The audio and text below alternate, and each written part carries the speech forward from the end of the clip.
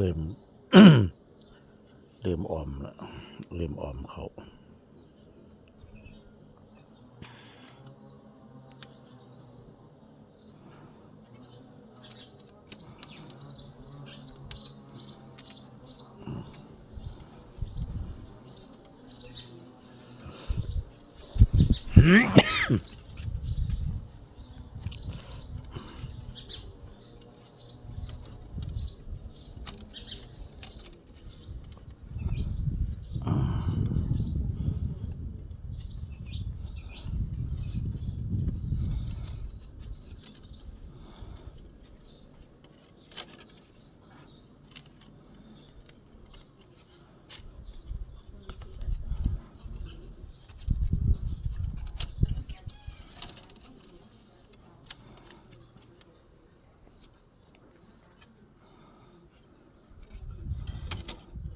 ดอกมันเสียวมันสั่น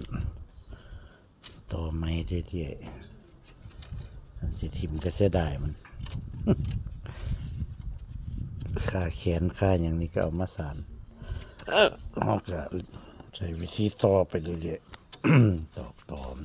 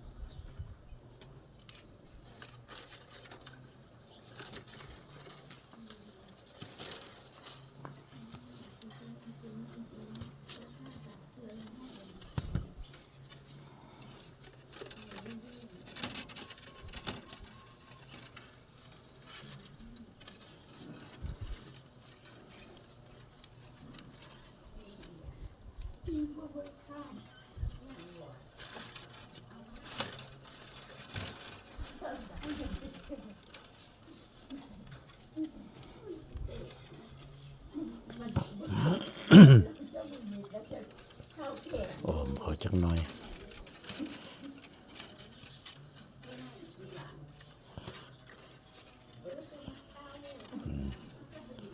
เวลาเขาสารเขาก็คุมลงน้ำแล้วก็จัดออกไปน้ำช่วงที่ขึ้นมา ตอกมันเริ่มตอกสั่งมันเริ่มทีเขาก็ตอกสารแล้วก็ลดความแข็งลงจักหน่อย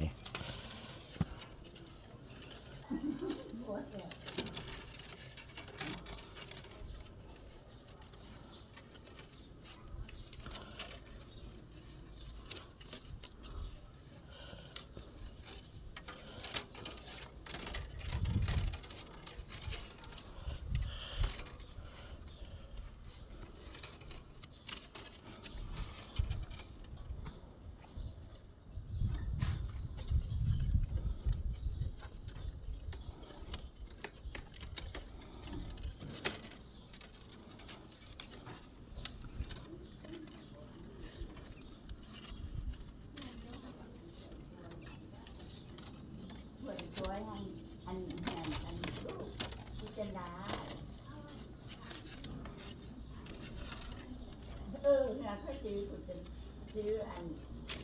กากาแล้วเอาบักไข่อยู่น้ำบักไข่เนาะมันยิ่งใหญ่ค่ะว่าสิมาอันนี้ขาดก็ขายเฉพาะแก๊สแป๊ดตัวถึงเขา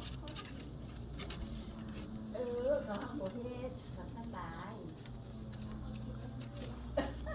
ตอนนี้เขาจะเล่นกับมันเล่นแต่เขาไม่เล่นกับเขาไม่เล่นนะ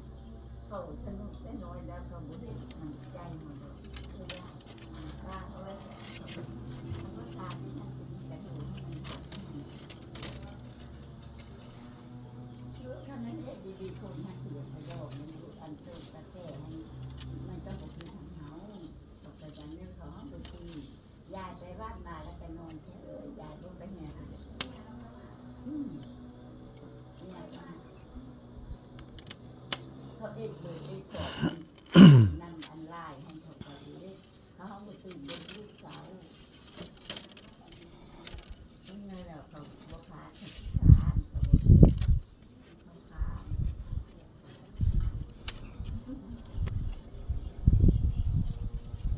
แม่แมวอยู่ไปซื้อก็อยู่ตลาดนะทั้งเจาะอย่างนี้ที่จะเล่นมือเดิมไม่ได้ถึงเท่าเต็มเลยอ่ะสาวเที่ยวสาวไปย่างขาย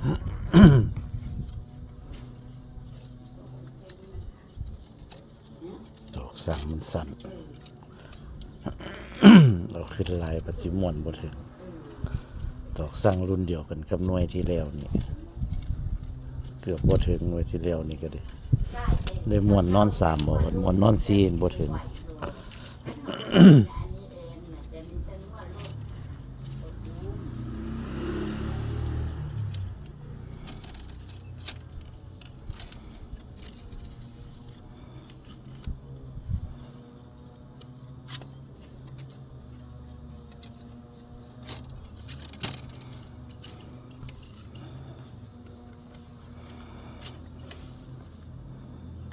บัดเมื่อใครได้บัดมามันขึ้นโน้นมันเลยงง อือฮึ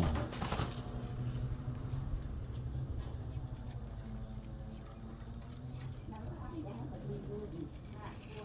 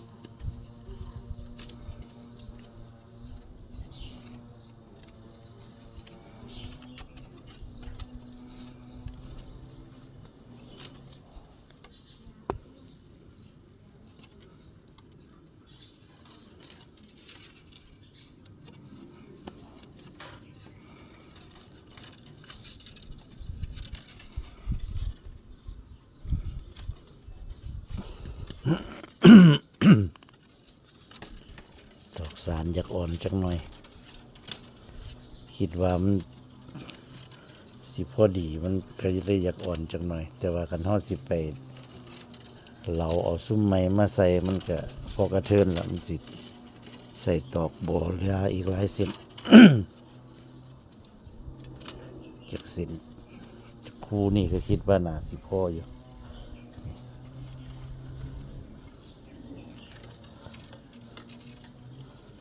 พอกระเทินแล้วก็เลยเอาเลย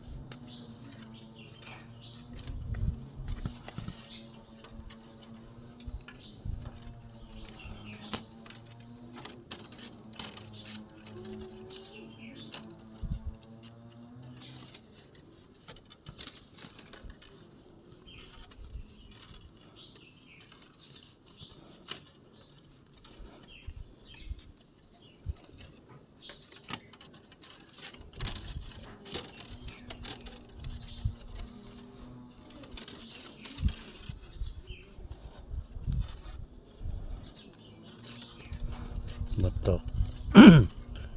หมดตอก2 เซนนี่ก็คิดว่าน่าสิพอเพราะว่าความสูงของมันได้ละสูงหลายมันก็สิบ่สมส่วน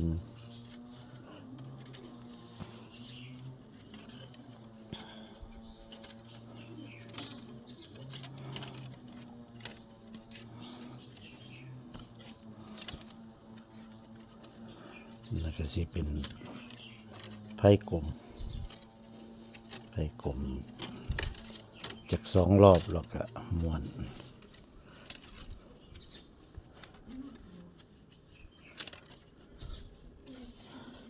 สำหรับคลิปนี้ก็ให้พี่น้องเบิ่งซ้ำนี้สักกันคลิปต่อไปก็ติดตามต่อไปเด้อพี่น้องเด้อแท็กเบิ่งกันคลิปต่อไปสิเป็นตอนใดจังใดก็ติดตามต่อไปพอดีสารขึ้นไปอีกหน่อยหนึงใส่ไผ่กลมก็สิขึ้นประมาณนี้ก็สิสมส่วนอยู่ สำหรับคลิปนี้ก็ขอจบไปเพียงแค่นี้ สวัสดีครับ